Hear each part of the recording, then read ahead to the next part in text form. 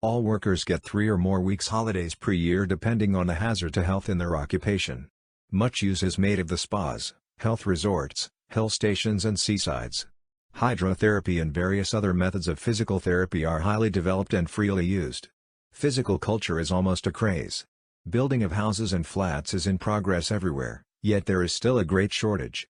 Old houses and most houses in rural areas have little in the way of sanitary conveniences of the modern type. House rent on the average is about 5% of the worker's salary. An advance of money, equivalent to 1.5 times a year's pay, is given to those who wish to build their own homes. This amount is repayable in 5 years, and no interest on the sum is charged. Organization of the medical profession, administration of public health, and status of medical sciences in the Soviet Union, page 50, para 2-5. Every man at the age of 60 and every woman at the age of 55 gets a monthly pension of 40% of the average pay per month of his or her working year. If an individual is willing and able, he may take on any other work, and earn a full salary, in addition to his pension. Organization of the medical profession, administration of public health, and status of medical sciences in the Soviet Union, page 51, para 1. Large sums are being spent in the USSR for social insurance, medical treatment, sanatoria, health resorts, rest homes, pioneer camps and outdoor recreation. In addition, children's clubs, sporting areas, ski bases, bathing beaches and physical culture schools are being constructed and equipped from social insurance funds. From year to year, the Soviet government increases the appropriations for workers' social insurance. According to the state budget of the USSR, expenditures for social insurance were 10.4 billion rubles for the first 5-year plan, 32.5 billion rubles for the second 5-year plan, 35 billion rubles for the third 5-year plan and more than 80 billion rubles for the fourth 5-year plan. The 1953 budget was 2.6 times bigger than the 1940 budget. For the fifth 5-year plan, an increase of 30% over the original allocation for social insurance appropriations has been approved in accordance with directives of the 19th Party Congress. The state social insurance budget for 1953 was approved at 22.7 billion rubles, an increase of 1.3 billion rubles over the 1952 budget. 1/10 of this budget was to be allocated for maternity benefits, while 596 million rubles were to be allocated for rest facilities for workers' children. In 1953, 2,390 million rubles were to be spent from social insurance funds for building and equipping trade union sanatoria.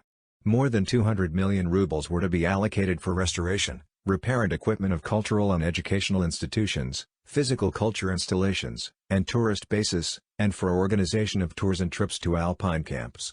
1,476 million rubles for workers' rest facilities. In addition, 15 million rubles were to be allocated for paid transportation to health resorts. Altogether, a total of 42.9 billion rubles was allocated from the 1953 state budget for social insurance and social security, which provide funds for pensions, medical and sanatoria treatments and temporary work disability. In cases of old age or disability, the Soviet worker receives a state pension. This pension becomes effective for men who have reached 60 years of age and have served 35 years in Soviet industry. For women, the age is 55 years of age with a 20-year service record in industry. Pensions for disability are granted to workers after examinations by labor medical expert commissions and are granted for full or partial disability. Invalids who have suffered from industrial accidents or trade diseases are paid up to 100% of their previous earnings. Social insurance and public health in the USSR 1954, page 1-2. Extensive development of medical services at state expense. Soviet public health plays an important part in raising labor productivity and promoting hygiene in industry and agriculture. At the same time, widespread measures are taken to improve living conditions, and here, too, the Soviet health services are a factor of major significance. These measures include housing and municipal development on an unparalleled scale and the improvement of amenities in populated places. The huge state appropriations for social insurance benefits, pensions, cost-free or part-free accommodation at sanatoria, holiday homes and children's establishments, aid to mothers of large families and unmarried mothers, free medical aid and other measures aimed at improving the well-being of the working people, have had a beneficial effect on the health of Soviet citizens. In 1954 alone, the state spent 146,000 million rubles on allowances and other social benefits.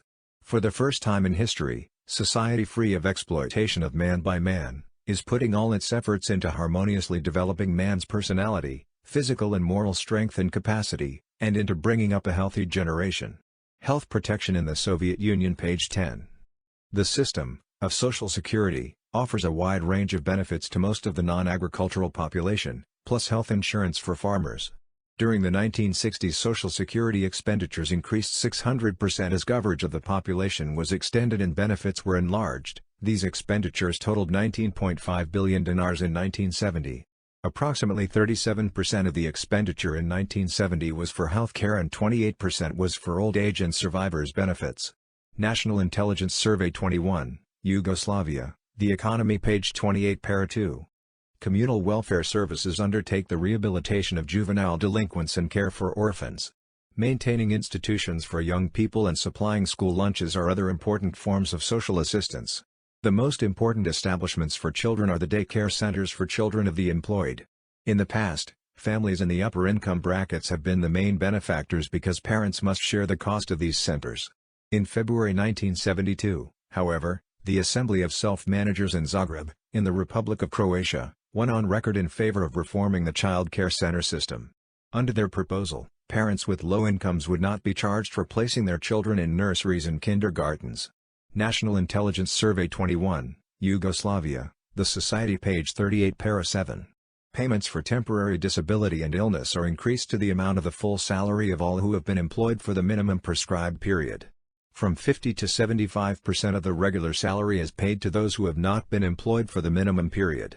This is the same amount that the former law allowed to all those insured. The new law authorizes full pay for workers with prescribed length of service. Payments for pregnancy and childbirth continue for 90 days and the payments are increased from 80% of the regular salary, as provided by the old law, to 88%. Subsidies for outfitting the newborn child have been increased to 2,000 dinars from the 800 dinars formerly paid. Subsidies for better food for the mother and newborn child are increased to a total of 3,600 dinars for 6 months from the former total of 720 dinars for 12 months. Bonuses for children are increased from 175 to 500 dinars for each new child. In addition, one-time subsidies of 3,000 to 10,000 dinars are paid at the time of birth of the third child and for each child afterwards. New Yugoslav Law on Social Security for Blue and White-Collar Workers, page 5-6. Since World War II, Yugoslavia's social insurance system has been vastly improved and extended into an all-encompassing insurance system that includes health insurance, old age and survivors insurance, disability insurance, children's allowances and unemployment compensation. Total expenditures for health insurance alone were the equivalent of US $452 million in 1968.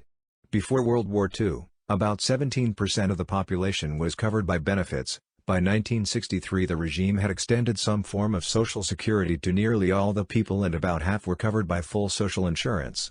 National Intelligence Survey 21, Yugoslavia, The Society, page 35, para 6. House rent on the average is about 5% of the worker's salary.